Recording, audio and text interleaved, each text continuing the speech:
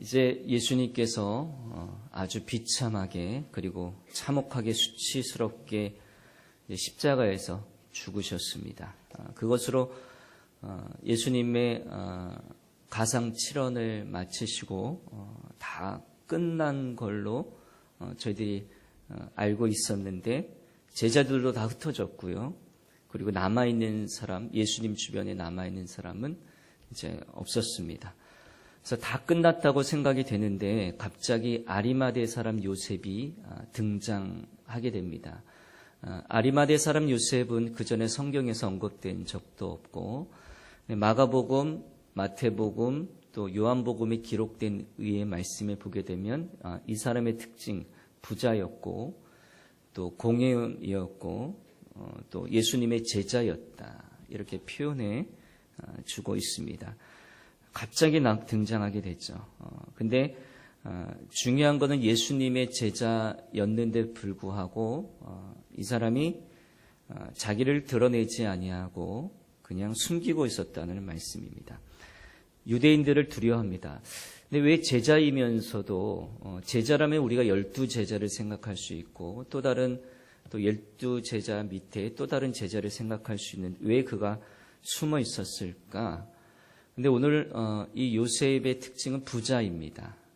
여러분 이제 부자라고 하면 다른 사람과 어울린다는 것이 어려울지도 모르겠습니다만 어쩌면 그 이유보다도 저희들이 부자라는 것으로 예상할 수 되는 이유를 보게 되면 마가복음 10장에 어느 부자가 예수님을 찾아와서 정황이 좀 비슷하죠. 어떻게 하면 영생을 얻을 수 있겠습니까? 그랬더니 주님이 계명을 잘 지켜야 된다. 근데 그들에게는 그것이 문제가 되지 않았습니다. 잘 지켰습니다. 근데 예수님께서 귀하게 보시고 그 부자에게 이렇게 말씀하시죠. 가지고 있는 재물을 물질들을 내려놓고 하나님께 전적으로 헌신을 요구할 것을 그들에게 부탁을 드리게 됩니다. 다시 말하면 가지고 있는 소유보다 하나님을 더욱더 사랑한다는 것을 말씀하셨는데 근데 그 부자가 소유가 많다 보니까 거기서부터 자유하지 못한 그 이야기들을 이제 우리가 마가복음 중간에 보게 되면 우리가 알게 됩니다. 그러니까 소유에 매이게 되고 소유에 집착하게 되다 보니까 거기에 빠지게 돼서 예수님으로부터 슬픈 기색을 띠고 돌아갔다라고 표현해 주고 있는데 아마 아리마대 요셉도 우리가 예상할 수 있는 것은 다 그렇진 않지만 이 사람도 부자였기 때문에 소유로부터 자유롭지 못했을 것 같습니다. 비단 물질에 대한 소유뿐만 아니라 또 이 사람이 특히 공회원이었기 때문에 공회원은 그 70명으로 구성된 사람들입니다. 그래서 모든 재판을 관할하고 그 결정을 내릴 수 있는 유대인으로부터도 굉장히 상류층에 속한 사람이었기 때문에 그가 예수 믿는 것을 드러내고 살게 되게 된다면 어딘지 모르게 본인에게 좀 피해가 오게 되고 본인이 좀 생활하기에 또 유대인으로서 생활하기에 부자연스러운 모습들이 그에게 많지 않았나라는 것을 우리들이 예상할 수 있게 됩니다. 그래서 아리마대 사람 요셉은 예수님의 사역과 또 예수님의 가르침을 다 동의는 했습니다. 그래서 예수님의 제자라 그렇게 표현하고 있는데 근데 진짜 제자로서 예수님과 함께 생활하고 예수님과 함께 행동하는 것을 할 수 없었더라는 것입니다. 여러분 미국의 신학자 하비 콕스라는 분이 세속 도시라는 책을 쓰게 되셨는데 그 책에 보게 되게 되면 현대 도시 사회의 특징을 두 가지로 규정합니다. 하나는 이동성과 규정성입니다. 현대 사회의 현대 도시인들은 이동성 이런 특징을 가지고 있는데 자꾸 생활 조건에 따라 도시를 옮겨 다닌다라는 거예요. 그러니까 대도시만 해도 봐도 그 대도시 안에는 집값이 비싸니까 이제 젊은 부부들이 같은 돈을 가지고 위송도시, 서울 근교로 빠져서 큰 집에 사는 경우를 볼 수가 있습니다. 그러니까 출퇴근 시간이 좀 멀고 힘들어도 남편이 고생해도 같은 돈으로는 서울에서 얻을 수 없는 돈을 지방에 가서 큰 아파트 평수를 얻어서 살아가는 젊은 부부들이 많이 있는데 이것이 이동성의 특징이라는 거예요. 직장에 따라 옮기게 되고 아파트 평수를 넓히려고 옮기게 되고 좀 더 새 아파트로 옮기느라고 심지어 계속해서 옮겨 다니는 것을 말하고 있습니다. 또 하나는 익명성이죠. 현대 도시 사람들은 옆집에 누가 사는지를 잘 모르게 되고 혼자 집에서 살아가는 제약을 받지 않고 살아가는 경우들이 있다라는 겁니다. 옛날에는 저희들이 한 동네 살아가면 우리 교인들도 마찬가지지만 지금은 누구네 집에 밥그릇이 몇 개고 숟가락이 몇 개고 또 다 아는 상황이었기 때문에 일하다가 우리 집에 망치가 없게 되면 어느 집에 망치가 있는 것을 알게 돼서 자녀들이 그 집에 가서 망치를 빌려오곤 했지요. 근데 현대 도시 사회는 이것들이 다 단절이 되었다라는 거예요. 사생활이 보장된다는 면에서는 장점이 될 수 있지만요. 그러나 다른 사람과의 관계가 단절되는 단점이 있게 되더라는 겁니다.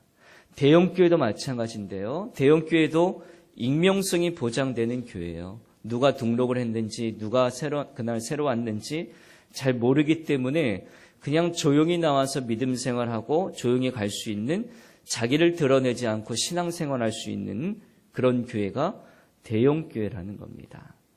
어쩌면 사람들에 대한 관심이 점점점 적어지게 되면 우리 교회도 마찬가지로 누가 새신자가 와서 예배를 드리고 가도 잘 모르고 지나가는 경우들이 많이 나타나는 것이 교회의 익명성이라는 거예요. 우리가 예를 들어서 이 사생활이 보장되니까 좋은 점은 있긴 하지만 거기에도 익명성의 함정이 있더라는 거예요. 이웃 속에서, 직장 속에서, 교회 속에서 나를 드러내지 아니하고 내 존재를 드러내지 아니하고 조용히 몰래 신앙생활하는 것은 그 나름대로의 문제점을 가지고 있더라는 거예요. 오늘 아리마대 사람 요셉이 그랬습니다. 동네에서 내가 만약에 예수 믿는 사람이라는 걸 드러내고 저분이 당진교회 다니시는 분이고 저분이 당진교회 직분을 맡으신 분이라는 것을 다 알려지고 동네가 알 수 있게 된 그리스도인들이라면 우리가 분명한 사실은 그 동네에서 살아갈 때에 불편한 점이 많습니다. 많아요. 주차할 때 주차 문제로 무슨 문제가 생긴다든지 쓰레기 문제로 생긴다든지 이런 양보해야 될 문제들이 많아요. 제가 이제 서울에서 부목사 사택으로 살았을 때 그 빌라에 교회 다니는 사람이 저밖에 없었어요. 근데 제가 이제 가끔가다 교회 차량을 주차시키게 되면 거기는 수색교회 사택인 줄 알기 때문에 주차 문제, 어떤 이제 빌라는 굉장히 주차 문제가 복잡하잖아요. 그런 것 때문에 제가 마음대로 그 집에 살면서도 마음대로 제 권한을 누릴 수가 없더라고요. 그 교회 부목사인지 다 알기 때문에 동네 사람들이. 그런 면들이 있게 되다 보면 분명히 살아가는 데 있어서 분명히 제약을 우리가 받게 되더라는 거예요. 직장 속에서도 내가 예수님을 드러내는 것이는 사람이 되게 되면 여전히 부담스럽고 손해보는 일들이 많을 줄로 압니다. 이 사회가 부정직한 사회이고 또 미신이 난무하는 사회이고 술을 권하는 사회이고 또 이 불신사에서 우리가 삶을 살아다 보니까 결국 내가 예수 믿는 사람이라고 당당하게 드러내게 되게 되면 굉장히 부담스럽고 양심에 꺼리게 되고 손해보는 일들을 또 겪게 되는 겁니다. 그리고 우리가 또 살아가면서 우리가 뭐 그렇게 예수 믿는 사람이나 특별하게 광신적으로 살아가게 되겠나? 그렇게 우리가 그냥 조용히 적당하게 믿음 생활하자, 편안하게 아니라는 생각을 가지고 있는 경우도 많더라는 거예요. 그래서 주일날 교회에 올 때는 그리스도인으로서 드러나는, 물 밖으로 드러나는 교인이 되게 되고, 또 평상시에는, 평일날에는 물속으로 잠수해서 그냥 그리스도인인지 아닌지 잘 모르게 이렇게 익명성을 가지고 신앙생활하는 경우들이 우리에게 있더라는 겁니다. 근데 오늘 요셉이 그런 마음으로 아마 살아갔을 거예요. 근데 결정적인 요셉의 한 방이 있었더라는 거예요. 예수님께서 돌아가시고 다 끝난 줄 알았는데, 근데 요셉의 마음 가운데는, 그 마음 가운데는 어떤 마음이 있었냐 하면, 여러분 오늘 마가복음 15장에서 동일한 말씀이 기록해 주고 있는데 15장 말씀을 한번 가보시겠습니다. 15장 43절입니다.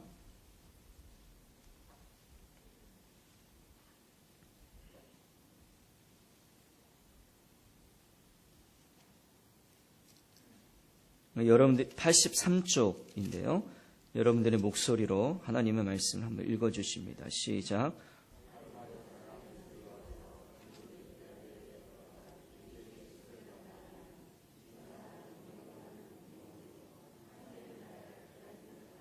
아멘. 마지막에 보니까 하나님 나라를 기다리는 자라. 여러분 하나님 나라를 소망해 두시는 여러분 되시기를 주님의 이름으로 축복합니다. 이게 결정적인 한방이라는 거예요.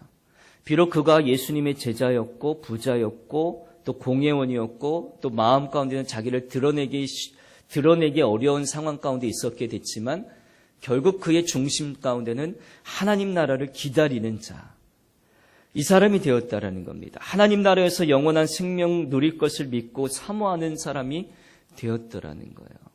이 사람이 어떤 확신을 갖게 되게 됐냐면 이제 죄 없는 분이 재판을 하다 보니까 진짜로 죄 없는 분이 바로 내 죄를 짊어지고 십자가를 지었다는 것을 그가 드디어 발견하게 되었어요. 그러니까 예수님께서 십자가에 죽어가는 모습들을 그가 눈으로 직접 지켜보면서 이분이 진짜 하나님 나라의 왕이라는 것을 발견하게 됐다는 거예요. 평상시대로 예수님께서 가르쳐 주신 대로 비록 예수님과 함께 따라다니지 못하고 함께 동행하지 못하고 함께 동고동락하며 함께 지내지는 못했지만 예수님이 들려주시는 말씀들이 기억난 거예요. 평상시에 말씀하신 대로 그대로 고난을 당하더니 그 설교하신 대로 부활할 것을 믿게 되고 하나님 나라의 왕이 될 것이라는 것을 그가 하나님 나라를 기다리며 그가 확인하게 되었다라는 거예요. 확신을 가지게 되었다는 겁니다. 오늘 저희들이 살아가면서 성도라는 게 뭔가요? 우리가 성도로서 살아가는 게 뭐냐면 오늘 내가 당장 오늘 이 밤에 내가 이 세상을 떠나도 내가 하나님 나라에서 다시 눈을 뜨고 하나님 나라에서 우리 주님과 함께 영원히 살아가게 될 것을 확신하고 확고한 믿음을 가진 사람이 바로 성도 아니겠습니까? 이 믿음이 이 아리마대 요셉 가운데 이제 확신으로 차게 되어서 그것이 이제 다시 물 밖으로 그게 나오게 된 거예요. 그래서 당당하게 가서 그 시체를 내게 달라. 시체를 달게 달라는 거예요.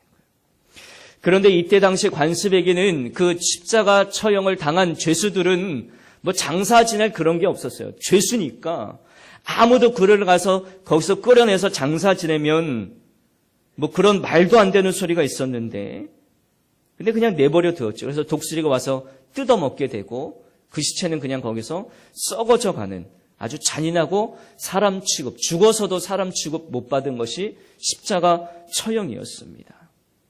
근데 아리마대 요셉이 이런 사회적인 관습을 장애물을 또 뛰어넘어서 시체를 달라는 거예요.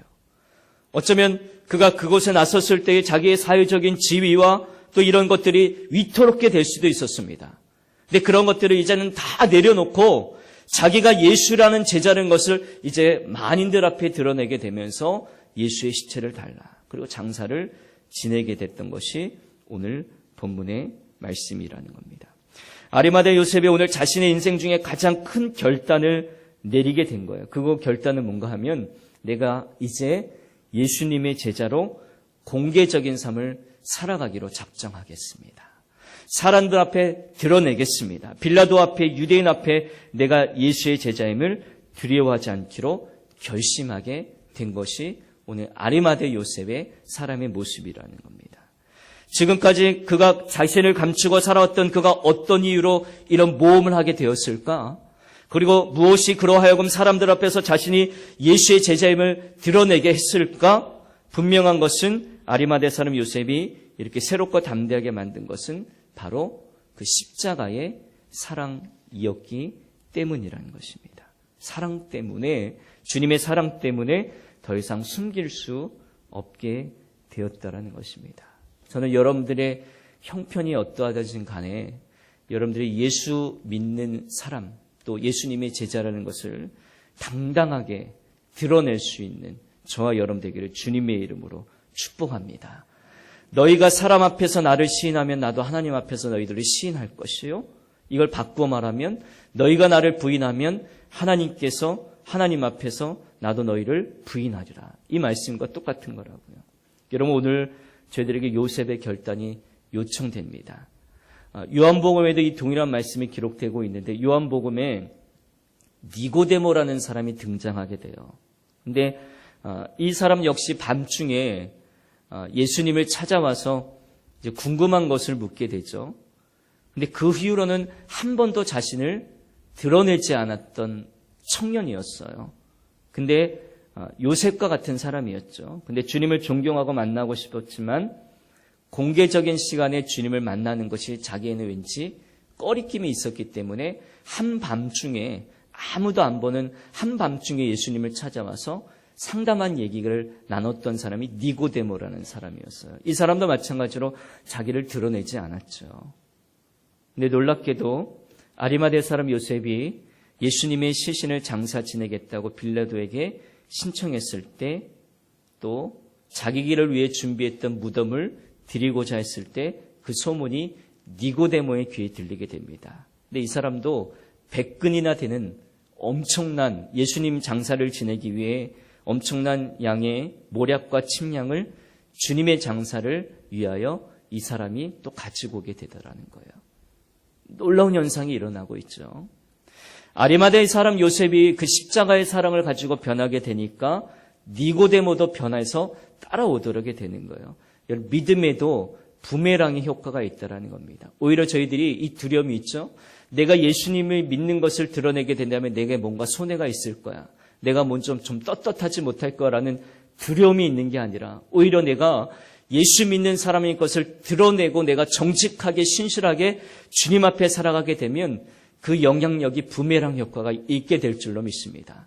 저는 여러분 때문에 니고데모와 같은 사람들이 여러분을 따라 많이 따라올 줄로 믿습니다. 여러분 이런 사람 되기를 주님의 이름으로 축원합니다. 오늘 예수님께서 돌아가시고 이 메시지를 오늘 저희들에게 주시는 거예요. 당당하게 드러내라는 거예요. 숨어 있지 말라는 거예요. 예수 믿는 것을 우리가 당당하게 드러내게 되고 적당히 예수 믿는 게 아니라 그냥 우리가 미지근하게 뜨끈하게 예수를 믿는 게 아니라 우리가 믿음을 드러내고 전적으로 헌신하는 믿음 생활하는 것을 오늘 우리에게 말씀해 주고 있습니다. 이런 쟁개를 가지고 뒤로 돌아보는 자는 하나님 나라에 합당하지 아니한다. 쟁개를 갖고 똑바로 밀고 나가야 되는데 쟁개를 밀고 자꾸 뒤돌아보게 되면 그 고랑이 삐뚤삐뚤해진다는 말이라는 것입니다. 하나님 나라에 합당하지 않더라는 겁니다.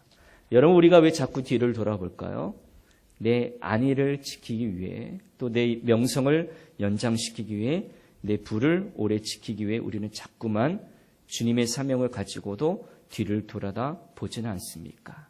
오늘 아리마대 사람 요셉의 말씀이 오늘 우리에게 큰 도전이 되게 될 줄로 믿습니다. 이 강력한 믿음의 삶을 살게 하는 원동력이 바로 여기 있는 거예요.